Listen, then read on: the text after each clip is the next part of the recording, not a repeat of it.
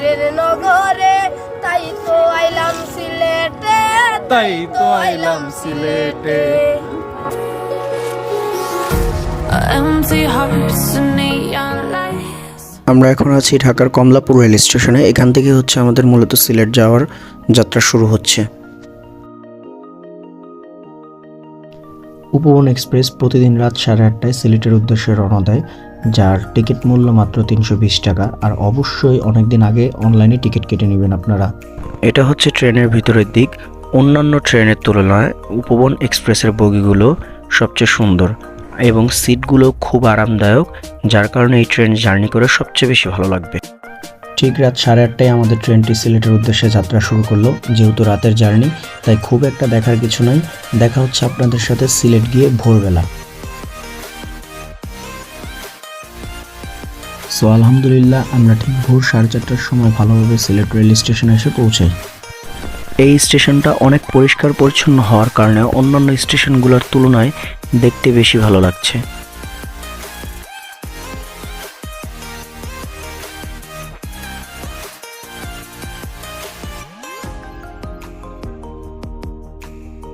যেহেতু ট্রেন অনেক ভোরবেলা এসে এখানে পৌঁছেছে, তার কারণে আমরা এখানে কিছুটা সময় অপেক্ষা করব এবং একটু আলো হওয়ার সাথে সাথে আমরা স্টেশন থেকে বের হব।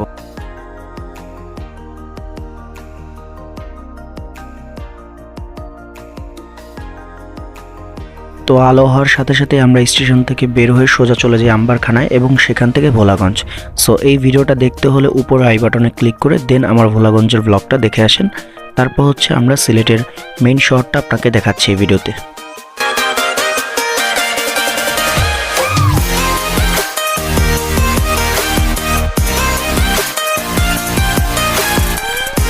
ভোলাগঞ্জ থেকে ফিরে আসার পথে হচ্ছে মালনীছড়া চা বাগান পড়ে। সো আমরা এখানে নেমে যাই এবং এই চা বাগানগুলো দেখতে শুরু করি। মূলত সিলেট শহরের মধ্যে চা বাগান অনেকটা কম অন্যান্য জায়গার তুলনায়। সো এখানে যে কয়েকটা চা বাগান রয়েছে তার মধ্যে অন্যতম হচ্ছে মালনীছড়া চা বাগান।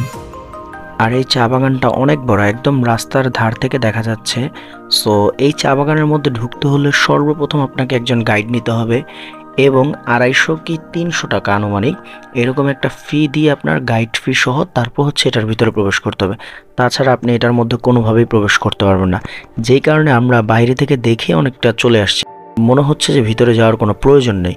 সো আপনাদের যাদের মনে হবে যে ভিতরে যাওয়ার প্রয়োজন, আপনারা অবশ্যই গাইড ফি এবং এই টাকাটা দিয়ে তারপর আপনারা ভিতরে প্রবেশ করবেন। আর যাদের মনে হবে বাইরে থেকে দেখলেই শান্তি, সো তারা বাইরে থেকে দেখেই চলে আসবেন। সো চা বাগান দেখা শেষ করে চলে আসলাম হযরত শাহজালাল রাদিয়াল্লাহু তাআলা আনহুর মাজারে। এখন এই মাজারটা ঘুরে দেখবো আশেপাশটা। ভিতরে ঢোকার সাথে সাথে আপনারা সেই জালালি কবুতরগুলোর দেখা পেয়ে যাবেন। এই জালালি কবুতরগুলোর ইতিহাসও বহু বহু বহু বছর আগে থেকে। সো আপনারা যারা ইতিহাসটা জানেন না তারা অবশ্যই একটু গুগল করে দেখে নেবেন। এই হচ্ছে সিলেট মাজারের ভিতরের অংশ, আর এটাই হচ্ছে সেই পুকুর, যেই পুকুরের ইতিহাস অনেক অনেক বছর আগের থেকে।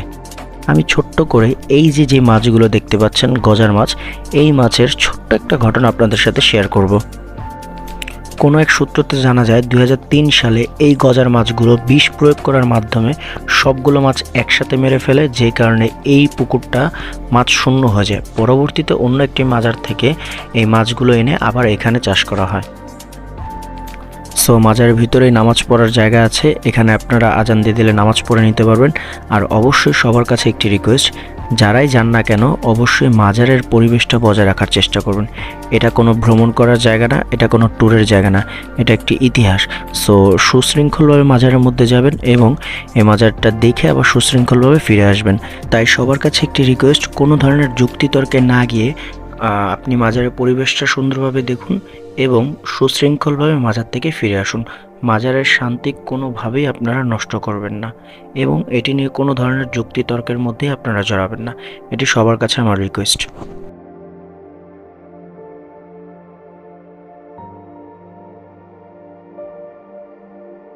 সো মাজার থেকে বের হওয়ার সাথে সাথে আপনারা দেখতে পাবেন সেই বাংলাদেশের লন্ডন খ্যাত রাস্তা, যেখানে একটি তারও মাথার উপরে নেই, সবগুলো মাটির নিচ দিয়ে গিয়েছে। আর তাছাড়া এই রাস্তার সবচেয়ে বেশি সৌন্দর্য মনে হয় সন্ধ্যার পর। দুই পাশে এত সুন্দর আলোকসজ্জা, যেটা আপনার কাছে দেখলে মনে হবে আপনি ইউরোপের কোনো একটি রাস্তা দিয়ে হেঁটে যাচ্ছেন।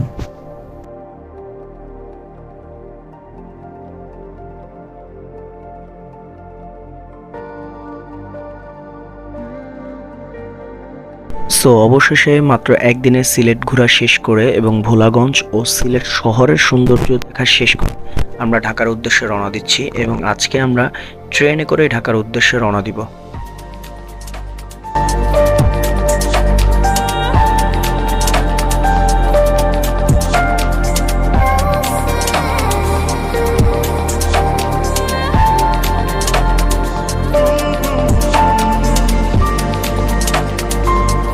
ঢাকা ফিরতে ফিরতে আপনাদেরকে আমি একটা কথা শেয়ার করি।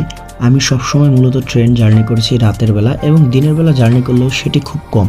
বাট আজকে আমার জীবনের নতুন একটি অভিজ্ঞতা। তার কারণ হচ্ছে সিলেট থেকে ঢাকার উদ্দেশ্যে যখন রওনা করবেন অবশ্যই দিনের বেলা ট্রেনে রওনা করবেন। কারণ এই পথ, আমি আপনাকে গ্যারান্টি দিচ্ছি, এই পথ এবং এই রাস্তাঘাট, এই পরিবেশ আপনারা এই সিলেট থেকে ঢাকার উদ্দেশ্যে ট্রেনে যাত্রা না করলে দিনের বেলা কখনোই দেখতে পারবেন না। সো পুরো পথটা আপনারা দেখবেন এবং সবার কাছ থেকে বিদায় নিচ্ছি। এখানে দেখা হচ্ছে নতুন কোনো ভিডিওতে, নতুন কোনো স্থানে। সবাই ভালো থাকবেন, সুস্থ থাকবেন। আল্লাহ হাফেজ।